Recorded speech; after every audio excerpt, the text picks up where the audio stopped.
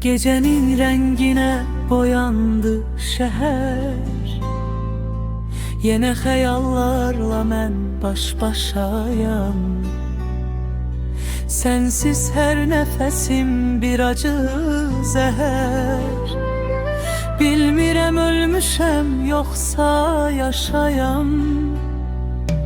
İçimdə bir ses var, susturamıram.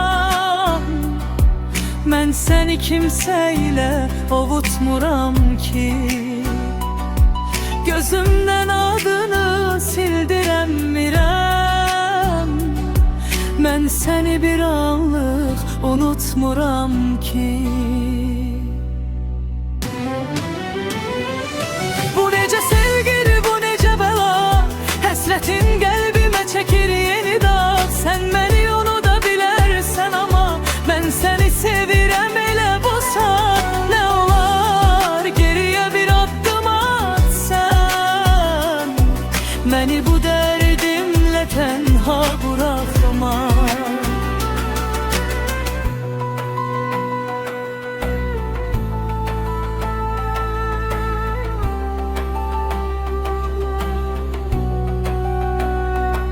Şekiller saralıp xatirə donub. O şirin vədlərin köçtü haraya. Bizim eşkimize ayrılık konub.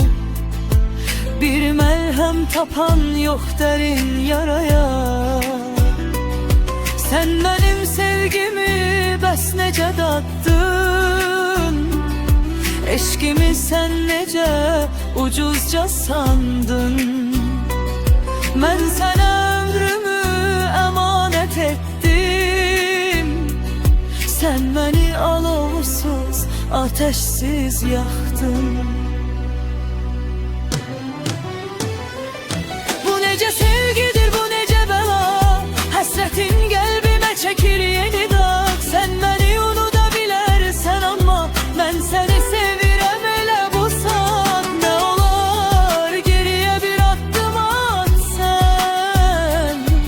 Məni bu dərdimlə tənha buraxma.